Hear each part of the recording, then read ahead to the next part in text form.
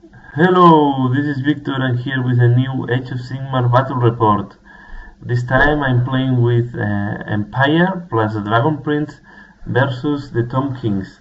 This is the first game in one of the schools that they are doing in the Games Workshop store of Brussels. We follow the com from the shop that I followed in other tournaments. If you need more details, please let me comment and I will share with you the details. But there's a com where you have some points, and from the points list you can pick. There were no limitations in monsters, heroes, so the only limitation was the points of a unit, and the limitation was to 15 points. So what I will play from the order, I will use a War Priest that is going to be my general, a wizard with the life, Prince on Dragon, Engineer on Steed, 15 Knights, 20 State Troops, 1 Cannon and 1 Cannon. Tomb Kings are going to be led by Setva itself.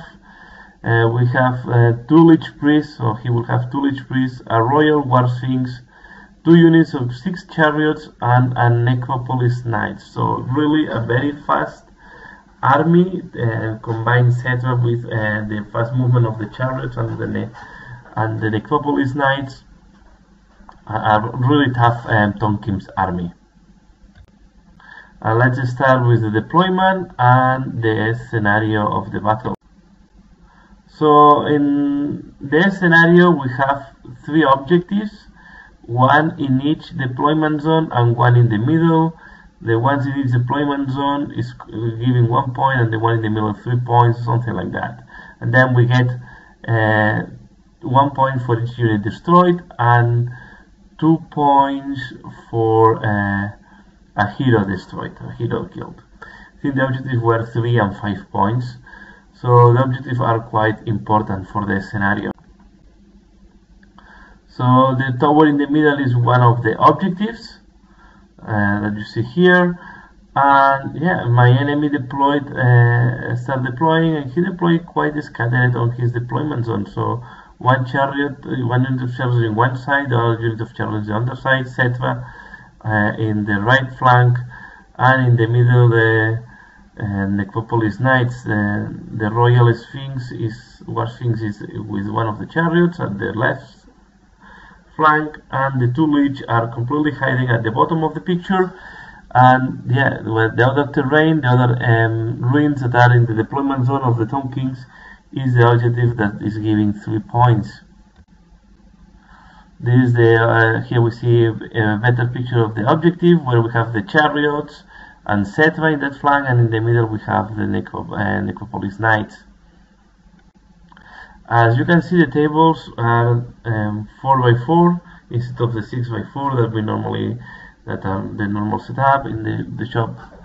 Normally, if you have seen more reports that I did from the battles I did in the Brussels store, or the Games Workshop Brussels stores, we use tables that are 4x4 feet. So my deployment, I decided to deploy everything group around my objective. So the ruins that in the corner is the objective I need to protect.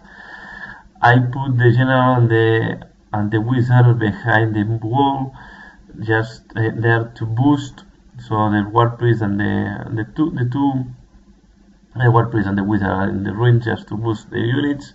Put the dragon more or less centered in my deployment zone, and the cannons I try to put in a position where I can bounce them to the left or right and be able to shoot where is needed. I will use the State Troops and the Knights try to stop the advance of the enemy.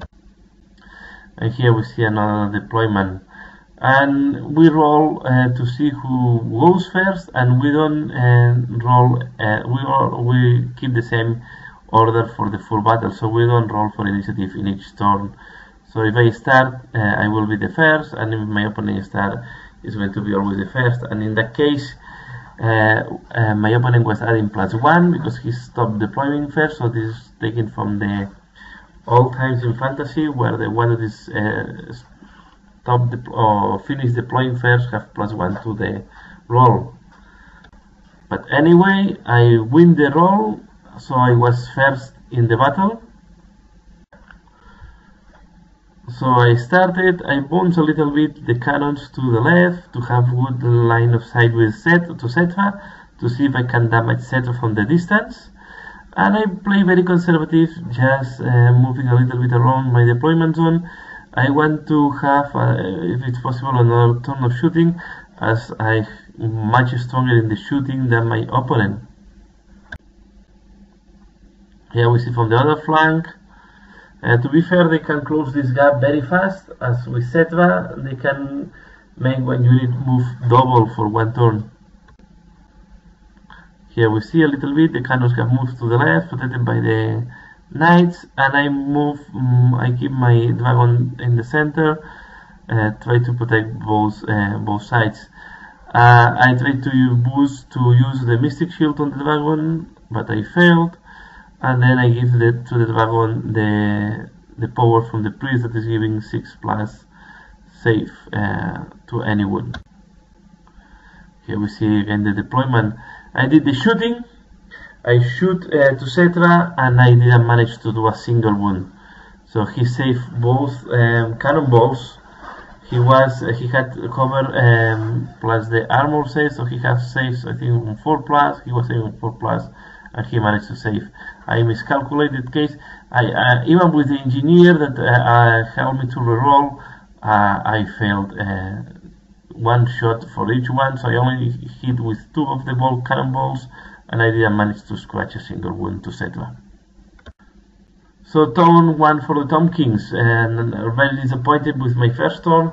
I didn't do any damage with the cannons, and now the Tom Kings will move and will start pressing my lines.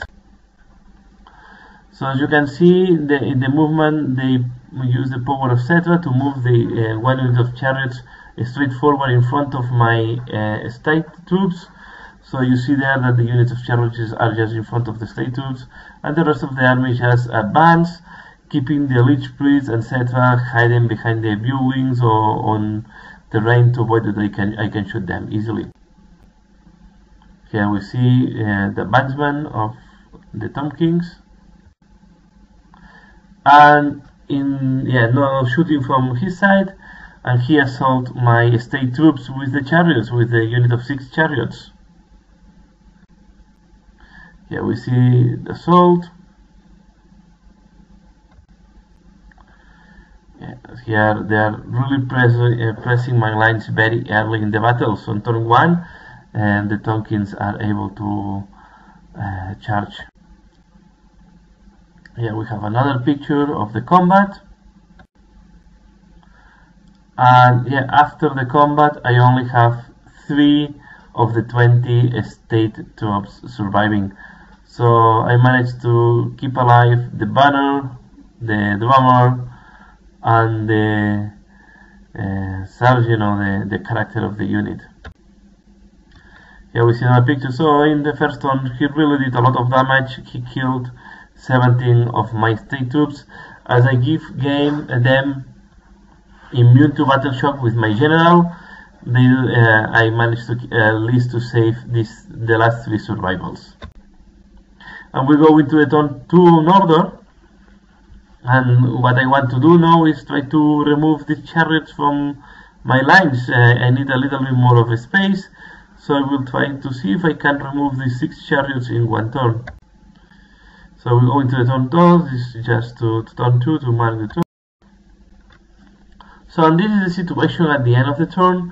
What I did is I retreat with the state troops, and then after retreating I shoot everything on the chariots. I did damage, then I charge with the dragon from the flank, so I jump with the dragon to the flank of the chariots, and I saw from that side. I managed to kill, as you will see in the next picture. So there are 2 chariots surviving. I managed to kill 4 of the chariots, but he kept the banner alive, so it means that in his turn 1 chariot will be back from the dead. And this is the thing that is very difficult with Tom Kings. When they have banners on the units, they always have 1 miniature back at the beginning of their turn. So here we have an overview of how the Tom Kings are coming, closing the gap with the order with the order unit. And here is where I end up at the end of the turn 2. So I put the knights, try to protect my cannons, and I keep my state troops hiding behind the viewing together with the war priest and the wizard. Another picture at the end of the turn 2, and we go into the turn 2 for the Tom King. So turn 2 for the Tom Kings. So this was the time for the Necropolis Knights to assault. They assault on my knights. The Warsfing, I was lucky that the Royal Warsfing was lucky that it was too far to charge on my dragon. And yeah, the Necropolis Knights just disseminate completely my knights.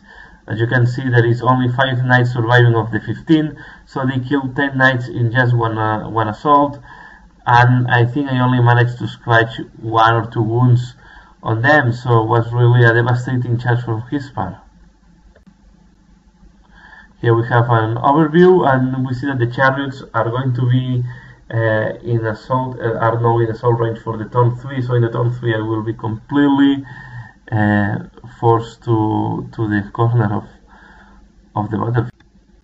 This is the death pile on the turn 2 of the Tom Kings, and on the combat between the dragon and the chariot, I didn't manage to kill the remaining chariots. I think there is still 1 chariot survival, what is very bad for me, because now I cannot reposition my dragon, I cannot assault the War Sphinx, and at this moment my dragon is completely exposed to the Royal War Sphinx. So under this situation we go into turn 3 for order, and at this moment I don't have a lot of choices what to do. So I keep the dragon in combat. I try to use the powers to boost a little bit the dragon to see if I use the power to repeat the rolls to wound with the dragon. I use the power from the war priest, and then in order to avoid that the Necropolis Knights can assault easily to the cannons, try to protect the cannons and try to have another round of shooting with my cannons, I assault with the state troops and with the war priest on the Necropolis Knights. Maybe this was a mistake, but at least the war priest survived thanks to the 3+ save. I was a little bit lucky there. So my war priest is engaged with the War Sphinx. I didn't receive any wound on my war priest, but I lose the 3 state troops. As you can see, I retired my knights, and my knights now are in the flank, try to protect the cannons from the assault of the chariots that are coming from the other side. So this is an overview, and yeah, I just move the knights to my left flank, try to protect from the chariots that you see there at the left of the picture. Here is a better overview. So you see my cannons, I have my engineer just between the 2 cannons, try to in that way I'm able to repeat the rolls to hit. So indeed, in my turn I retire the knights, I shoot with the cannons on the Necropolis Knights. I didn't manage to do a lot of damage, I was expecting to do much more damage with the cannons. And then I assault with the state troops and the war priest just to hold them in position. I want to avoid that they can assault in the turn 3 easily on the cannons. And the dragon again flop, and I didn't manage to kill the chariot, so my dragon really got stuck there with the chariot. Only 1 chariot is surviving, the banner, but this is enough to stack my dragon against the chariot, and he will put another chariot again, so this is really discouraging. We go into the turn 3 for the Tom Kings, and at this moment the battle is very it's looking very bad for the order forces. This is the situation, as I explained. You see the War Sphinx is at assault or charge range of my dragon, and the chariots will have an easy charge on my knights. So here we see my opponent putting another chariot back. So this is an endless battle. The dragon cannot kill the chariot. In that side, the Royal War Sphinx assault the dragon. My dragon have at this moment 2 wounds from the chariots, 2 wounds that I didn't manage to save before. And in the other flank, the chariots assault, the other unit of chariots assault the knights. And they also went into 3 inches of one of the cannons, so one of the cannons will need to retreat and will not be able to shoot in the next turn if I retreat him from combat. So I have 1 cannon engaged in combat. He started doing the combat against my priest, and he killed my priest straightforward. The priest was alone with the Necropolis Knights, and as you can see, he also have a banner on the Necropolis Knights, and one of the Necropolis Knights that I killed is back. So really, it's really difficult to deal with the Tomb Kings. You need to accumulate a lot of punch in one unit and try to kill the unit at once. Yeah, the dragon then received a lot of attacks from the War Sphinx, and he received, I think, at the end 9 wounds in one, so 7 wounds, additional 7 wounds from the previous 2. So he's now, with 9 wounds. Here we see the 9 wounds on the dragon from the War Sphinx attack. But finally, the dragon managed to kill the chariots. So at least one positive thing, and I managed to destroy the chariots finally. So this is my first unit that I killed. But this is just a very small victory in all this really this bad situation for the Order forces. On the other side, here we see the combat again with the chariots and the knights. And this is just the picture at the end of the turn before he's killing all my knights.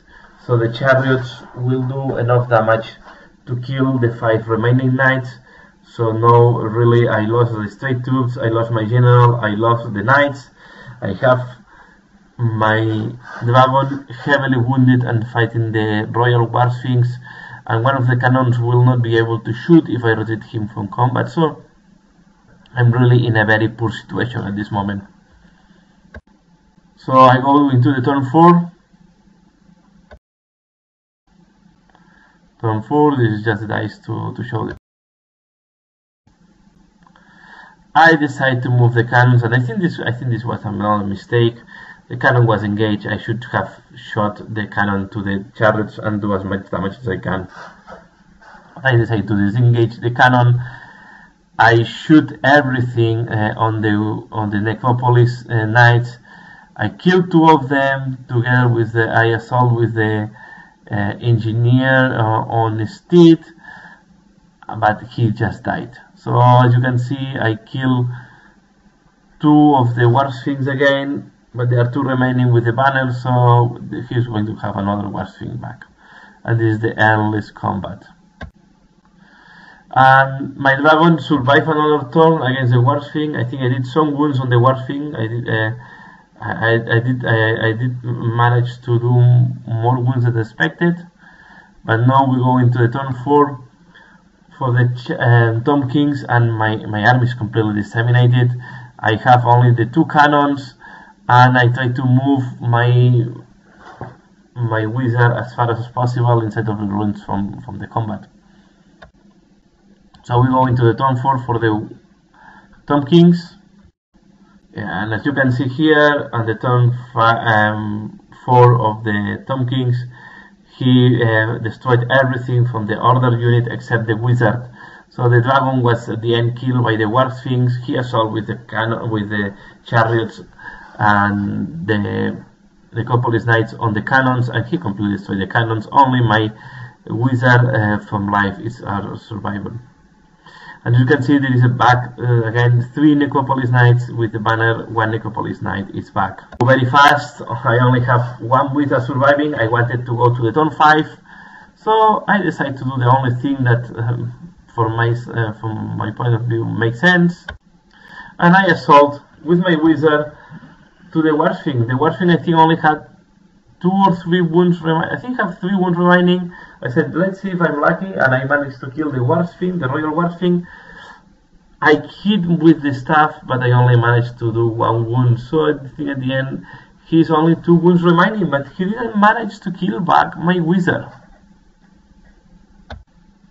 So you can see here, the wizard is surviving against the Royal Warspings with 3 wounds. And the Royal Warsping, I think at this moment, have 10 wounds, only 2 to be killed.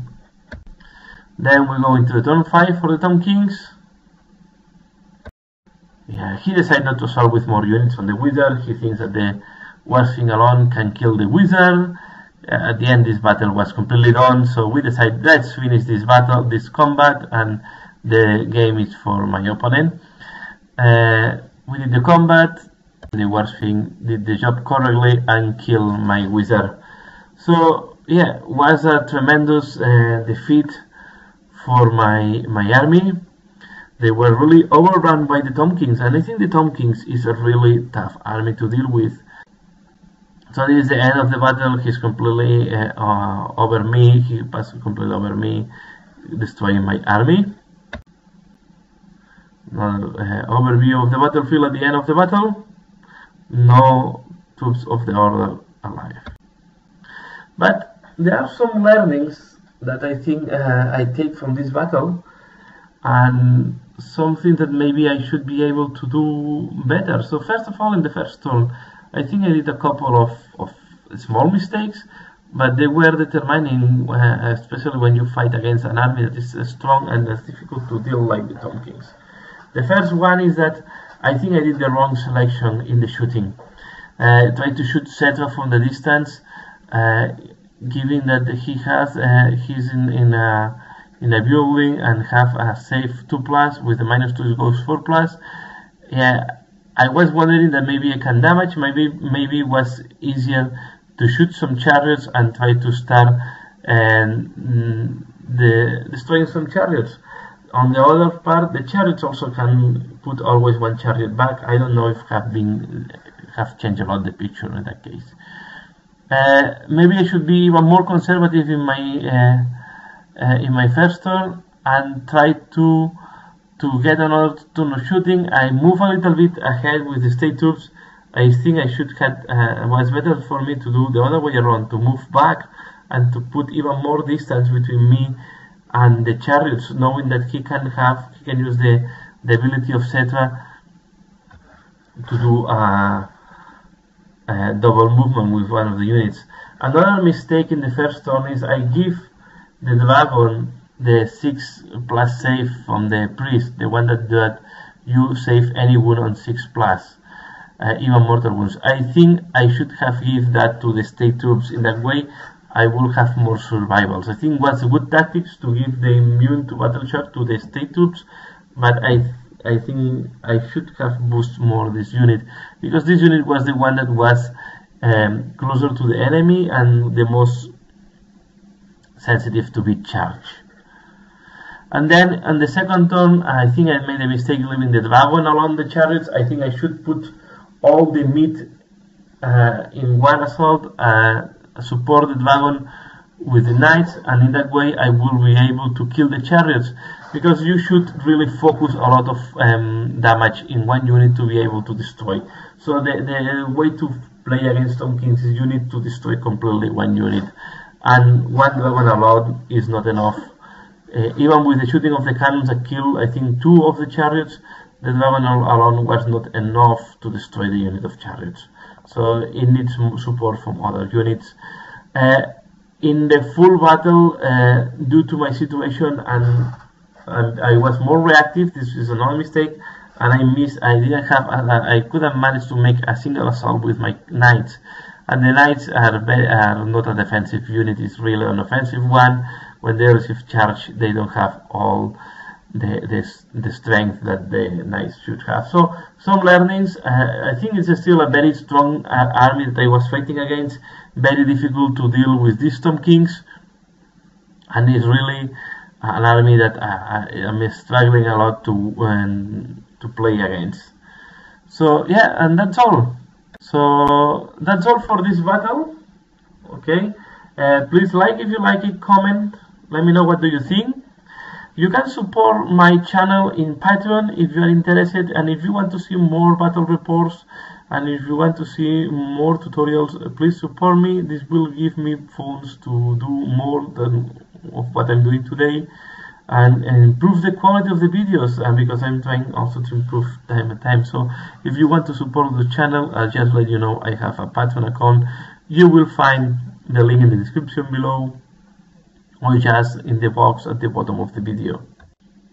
And that's all for now. As usual, thanks a lot for watching, and see you again later. Bye.